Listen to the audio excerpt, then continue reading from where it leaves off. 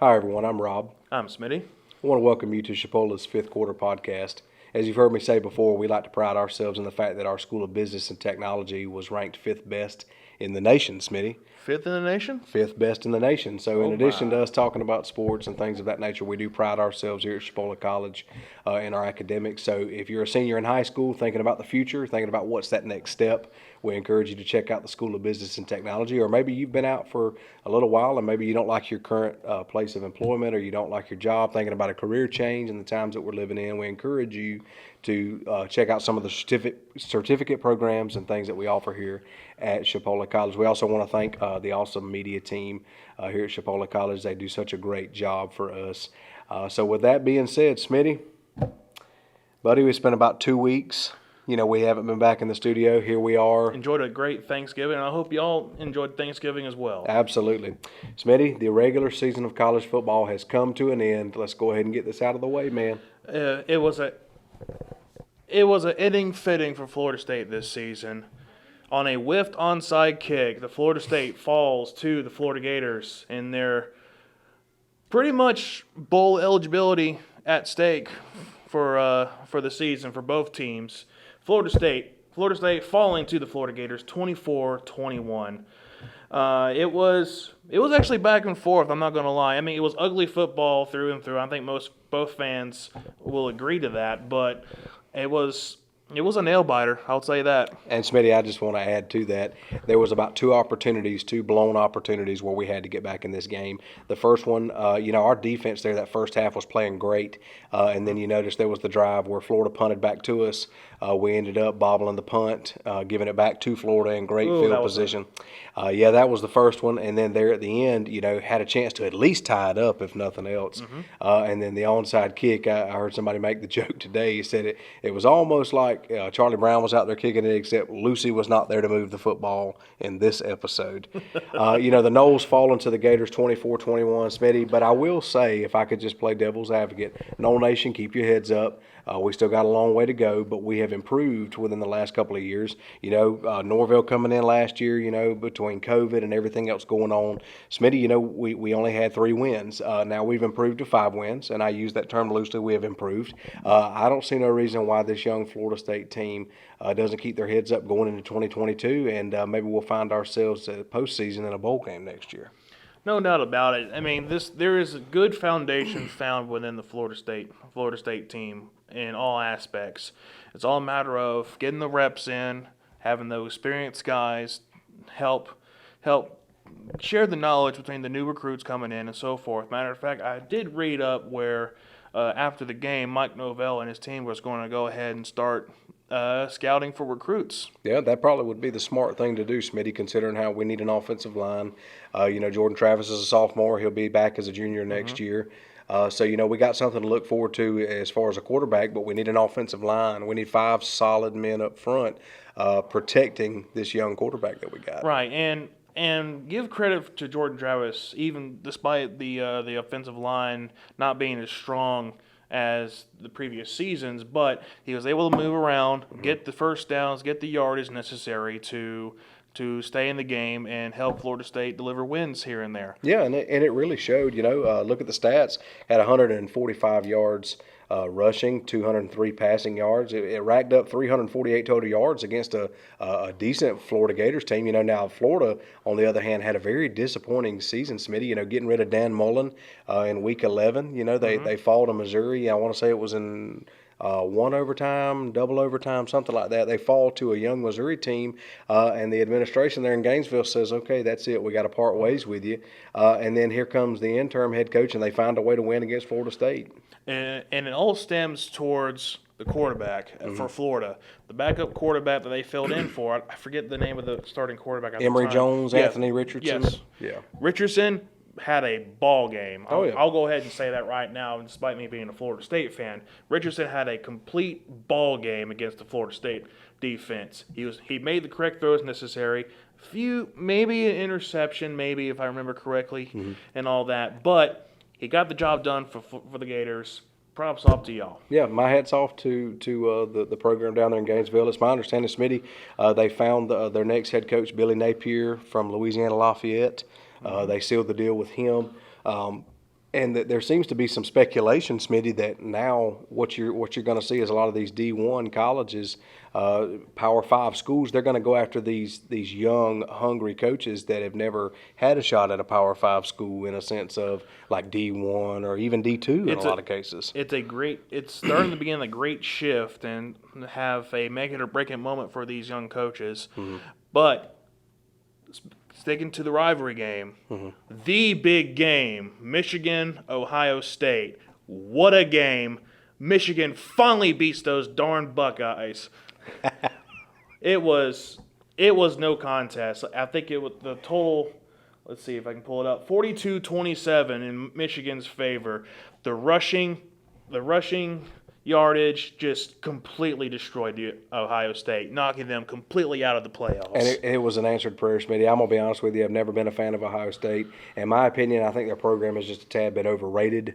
Of course, the what is it, the Big 12, the Big 10? Big 10. Yeah, the Big 10. I mean, it's not a very powerful conference as far as, a lot of the programs that play within. My hat's off to Michigan. And the top 4 college football playoff rankings are coming up within the next few days. Smitty, I don't see any reason why Ohio State retains a spot in the playoffs, especially after losing to Michigan like that. And at one point, I want to say, Smitty, that Michigan was on the outside looking in. So now what you could potentially see is just a swap. Ohio State's out, Michigan's in. Now the question becomes then, Smitty, does Michigan go far in this playoff? You got Georgia ranked number 1, Alabama's always in it, and you got Cincinnati hanging somewhere around the 3rd or 4th spot. Cincinnati got the job done, and they have to play. They got to play lights out in their conference championship in order to maintain the top 4. Now, going back to Alabama, their top 4 spot is kind of weakening at this point. They had a 4 overtime battle with Auburn in the Iron Bowl, just barely squeaking by against Auburn, and ooh.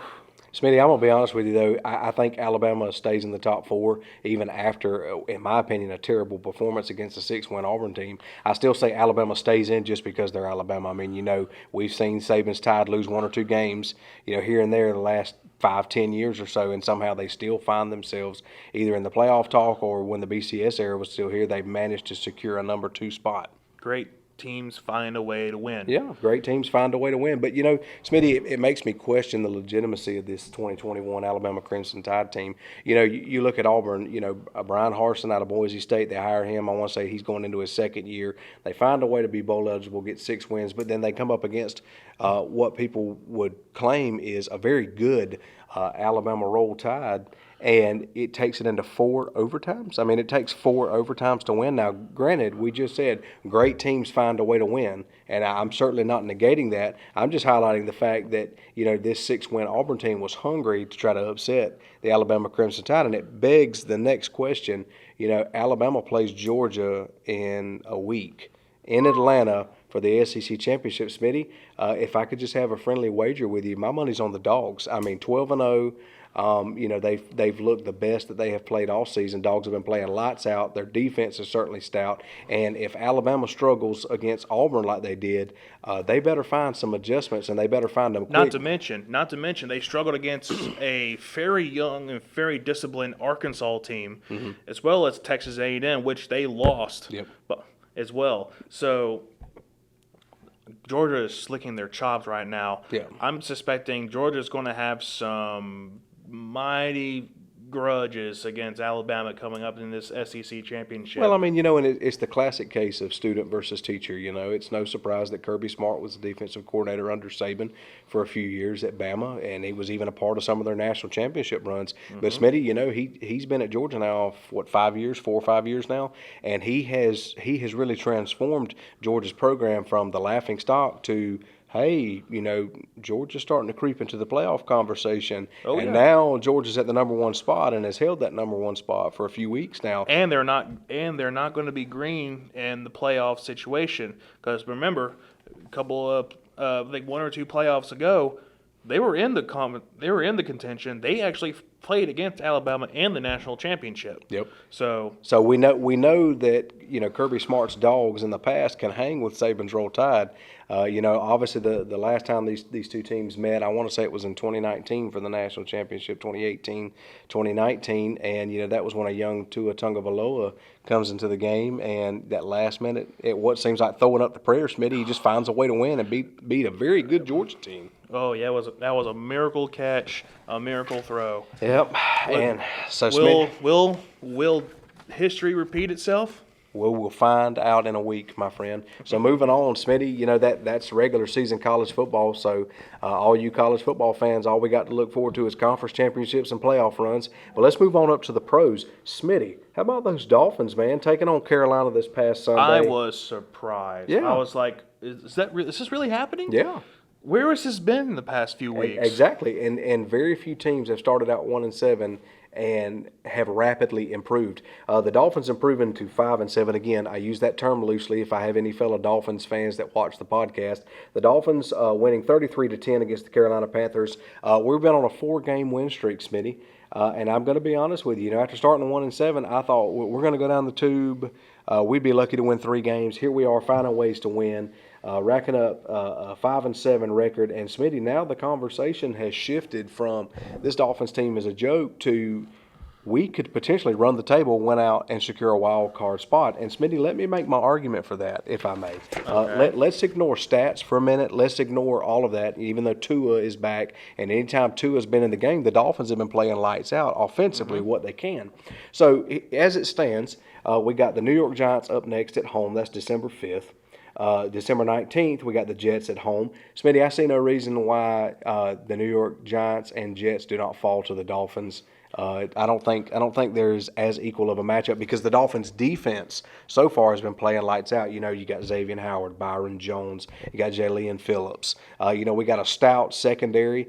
We got a couple of decent safeties, and we definitely have some decent corners. Emmanuel Ogba, I believe is his name, defensive end, good pass rusher. So we got a solid defense, but I see no reason, Smitty, why there's not 2 more wins there. So there's your 7-7 record, okay? Then here's where we hit the bump in the road. We got the Saints away December 27th. Now, Smitty, the door is open for us to run the table. As a Dolphins fan, the door is definitely open for us to run the table and potentially secure a wild card. But I think our next 3 challenges are going to come after the Jets game on the 19th. We have the Saints away, we got the Titans away, and then last but not least, we have the New England Patriots at home January the 9th. That's going to be a midday game. Now, Smitty, before I get your input on this, I'm going to be honest with you.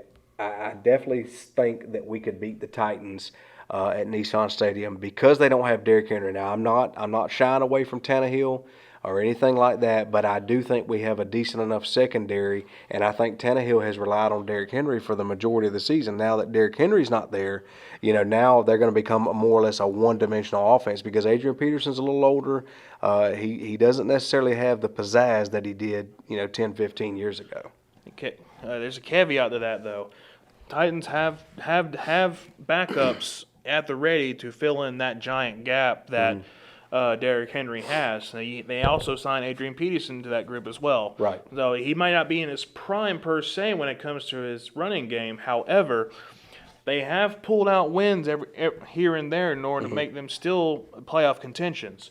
Now, for the Giants, you got to also keep in mind that they just got rid of their offensive coordinator, former Jason Garrett. Yep, the former head coach of the Boys, Dallas Cowboys. But Freddie Kitchens taking up the mantle on offense. Now, as an offensive coach, Freddie Kitchens can get the job done. Right. Head coach, the 2019 Cleveland Browns like a word with that. I'll just put it mildly at that. But we could agree for all intents and purposes, as far as the subject matter that we're discussing. Could we just agree that the Jets and the Giants, I won't say an easy W, but I don't think it should be too much of a challenge given how we're on a 4-game win streak. Now, the Jets have pulled an upset here and there every now and then, so don't. But I want to remind you that just 2 weeks ago now, Smitty, let me play devil's advocate. Just 2 weeks ago, we walked right into New York and skunked them. This is true. So, I mean, if you can go into another team's stadium and do that, there should be no reason why you can't do the same thing, if not more, at home. Now, but it's hard to beat a team twice. This is true. This is true. Especially when it comes to the pros. Well, this is true. But, Smitty, let me make my case further before I ask you the very important question.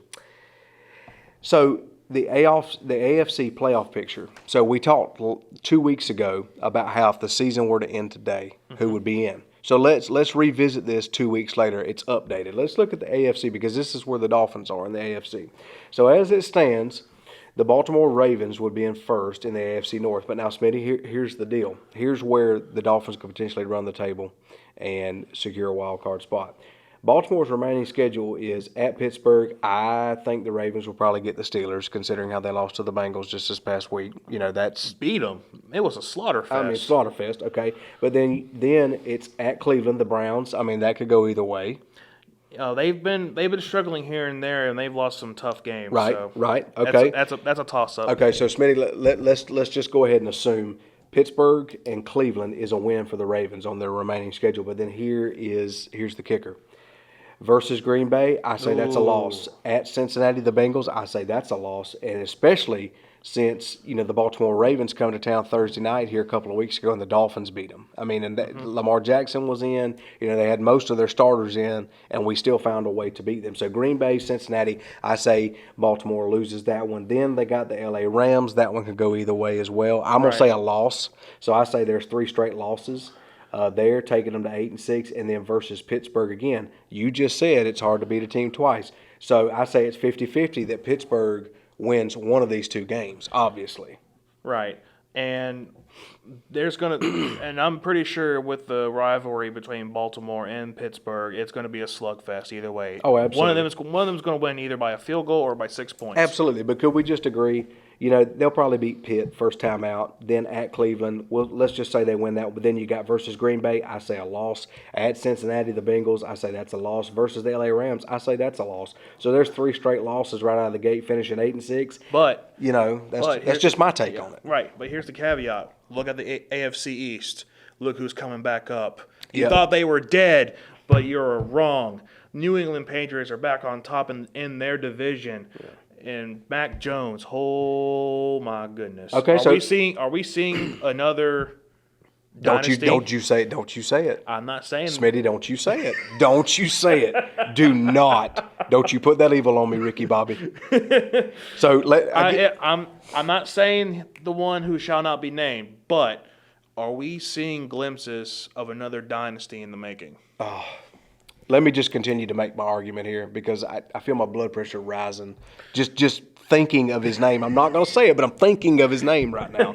So at number 2, the New England Patriots, first placed AFC East. Right now they're 8-4. Let's look at their remaining schedule, Smitty. Versus Buffalo. Smitty, that could go either way. Now, Buffalo's been playing a little sus here the last 3 weeks. Oh, yeah, most definitely. But they've been known to surprise teams. So that one could go either way. Then they got a bye week. Then it's at the Colts. Now, the Colts just gave the Bucs a run for their money. Now, the Bucs won, but I think it was by a touchdown. No. Tampa Bay won. Yeah, the Bucs won. I'm still trying to comprehend how the Colts lost that game. I mean, they pulled the Atlanta Falcons and choked. Easy now. Matt Ryan may be watching this podcast thinking, you jerk. I mean, that's the facts. So then after at Indianapolis, they go back to playing Buffalo again, Smitty. Again, 50-50 chance that Buffalo wins one of these, maybe both of these. Versus Jacksonville, anyway. And then they... I like how you just skipped I mean, Smitty, I'm trying to be nice here. And then they travel for their final game of the season to Miami to face my Dolphins. Now, Smitty, I'm going to be honest with you. We beat them the first time in New England. You said it's very hard to beat a team the second time. But if we stay on a hot streak like we've been, I say we could potentially upset the Pats. Now, keep in mind, New England just for some reason cannot play in Miami. Yeah. It's weird. Yep. I mean, I still think about the miracle of Miami when Brady was with the Patriots. I thought you wouldn't mention that. Oh, I'm going to mention it. I'll mention his name when it ends with a upset. So moving on, the Tennessee Titans 8-4, first place in the AFC South. Now, Smitty, here's their remaining schedule. They're on a bye week this next coming week versus Jacksonville. Do I even need to say it, Smitty? Then turn around at Pittsburgh. Smitty, that could go either way because the Titans, they've kind of like the Bills right now, playing a little sus. Right, and much of that is not having that running game as powerful as it does in the previous season. Now, if the Tennessee Titans win out, with the exception of possibly Pittsburgh or Miami, because Pittsburgh, if they don't play down the competition, Pittsburgh might win. Yep. So and that is definitely, Spitty, what you don't want. And I still make my case, as we get ready to wrap up. The door is open for the Dolphins to run the table and potentially secure a wild card, but we would need to win out. And as I mentioned on the rest of our schedule, the Saints, that's going to be tough. They're going to be tough to beat. That's without Jameis Winston at the mantle as well. Yeah. So the Saints will definitely be tough to beat. But Smitty, you always want to have hope as a fan. You want to have hope, and it's never been done before. Has an NFL team started the season 1-7 and then turn around and secured a wild card spot in the playoffs? But then again, when the Dolphins, started making their run in the 70s, no other team had done that either. So, with the Super Bowl, going undefeated and winning the Super Bowl. Oh, yeah. So there's a first time for everything. But if I have any Dolphins fans that watch the podcast, fins up, stay hopeful. Smitty, you don't even have a team yet, so we kind of need to work on that. We need to pressure we need to pressure the fan base of the podcast to get you to pick a team and root for somebody, man. Well, I feel like you're a Jags fan. Oh no, I don't want to torture myself with that. No. Jaguars are in the same city as the. It's close to the same city as the Florida Gators, and that's just a no-go for me. That's just a no-go? Okay. But let's shift from the AFC to the NFC. Yeah, let's do that. Let's do that. At the NFC West, you got the Arizona Cardinals, the only team with only 2 losses. Their remaining schedule are at the Chicago Bears, then the Los Angeles Rams, then Detroit. I think Detroit's going to upset them. No. Just kidding. No. Just kidding. Just kidding. Calm down. Everybody calm down. If I got any Cardinals fans, calm down. Then you got Indianapolis going to Dallas to face the Cowboys. And Them boys. Really? I had to say it, Smitty. Somebody's got to say it. Well, they haven't been dim boys lately. Well, I have a good friend of mine. He is a diehard Dallas Cowboys fan. I was like, man, what's going on with your Dallas Cowboys? If Scooter Magruder was ever listening to this, Scooter Magruder, he would be disappointed. He's already disappointed. Yeah. And going to the NFC North, we got the Green Bay Packers with Aaron Rodgers at the mantle. They have a bye next week, this coming week. Then they got the Bears. That's a win.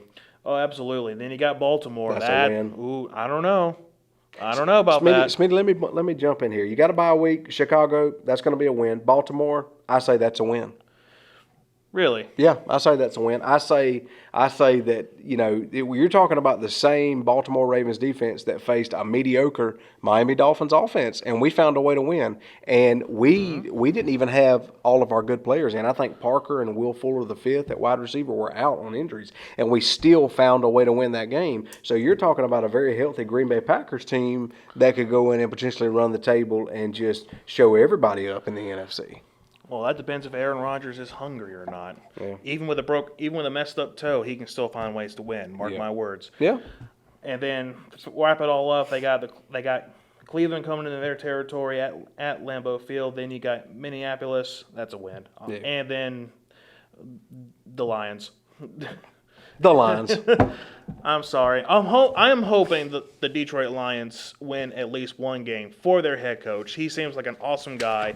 You can tell in all their games that the Lions crew are trying to fight for their coach. You're right. Yeah. Then you got the NFC South. They got the Bucks. Next. Hold on now. They got the Falcons coming up along with Buffalo and New Orleans. And then they got the Cardinals, then that team in New York, Jets. Lowell Jets. Lowell Jets. And then Carolina. Yeah. Now Tampa Bay, them being Super Bowls, they have a potential to run the gambit and come back for another shot at a repeat. So Smitty, you saying the Bucks run the table and repeat? I have no doubt. Yeah. Well, due to time constraints, Smitty, let's kind of wrap this up. So, who can get there as far as the NFC is concerned? Well, here's a list. Surprisingly, the Atlanta Falcons can get there at 5-6. The New Orleans Saints at 5-6. Philadelphia at 5-7. Carolina at 5-7. The Washington Football Team at 4-6. The Giants at 4-7. The Bears at 4-7. Seattle at 3-7. Who's set to be out? The Detroit Lions at 0-10-1. That's kind of obvious. But Smitty, as we get ready to wrap this up, I take issue with those teams in the NFC set to get there. When in the AFC, who can get there? The Denver Broncos at 6-5, the Raiders at 6-5, Indianapolis at 6-6, Cleveland at 6-6, Pittsburgh at 5-5-1. Smitty, I'm gonna repeat this. Pittsburgh Steelers at 5-5-1 can get there. Who's set to be out? The Dolphins at 5-7, the Jets at 3-8, Houston at 2-9, Jacksonville at 2-9. Now, 3 of those teams I agree with. But you're going to sit here and tell me that the Pittsburgh Steelers at 5-5-1 can get there over a 5-7 currently on a 4-game win streak Miami Dolphins team. You're not even going to give us a shot. You're not even going to tell us that we can get there. Well, if Pittsburgh can get out of their little rut and quit playing down the competition, I mean, for goodness. Let me hear me out. If the Pittsburgh Steelers play with the talent they have at their fullest, they will be in the wild card. However, with the Miami Dolphins having their 4-game win streak, having everything go for them, they will be an upset alert at having the Pittsburgh Steelers miss out. They definitely will, but I want you to think about something, Smitty. The Pittsburgh Steelers literally just this past Sunday lost to Macaulay Culkin and the Cincinnati Bengals. Tell me, look me in my eye, Smitty. Look me in my eye and tell me that Joe Burrow does not look like Macaulay Culkin from Home Alone. I mean, look me in my eye, if he was Smitty. An athlete, he looks he's Richie Rich on steroids. Literally, that's who Joe Burrow looks like. You're gonna expect me to believe that a Pittsburgh Steelers team has a chance to get there, but a Miami Dolphins team on a 4-game win streak don't. Now I know somebody's gonna watch this and be like, "Oh, it's the Dolphins. Y'all choke every year." Don't give me that crap. Don't give me that. Don't give me that. We went 10-7 last year, which was pretty good considering a 10-6, something like that. We had the chance to win out. I say Miami Dolphins run the table. The door is there. Do I think we're going to do it, Smitty? Probably not. But Smitty, I'll say this, y'all. If y'all run the table, y'all will get to a wild card. Definitely. But you're going to lose. Probably. So, as it stands, Smitty, that's all I got for today, and we'll be back next week. You know, Smitty, not this Saturday, but the next Saturday, Georgia's playing Alabama, SEC Championship. I'm telling you, my money's on the Dogs. So next week, we'll definitely have more content for you guys as college football gets ready to wrap up, and of course, you know, NFL is just getting started. It seems like. Oh, it is make it or break it for the NFL teams. Yep. Who will go to the playoffs and who will be sitting on the couch. Yep, and with that, those of you that watch, feel free to drop a like, and feel free to comment on who you think is going to win it all this year in the college football championship playoff, or even make a run for the Super Bowl, the NFL playoffs. And we'll see you guys next week. Talk some more football. Take care. See you.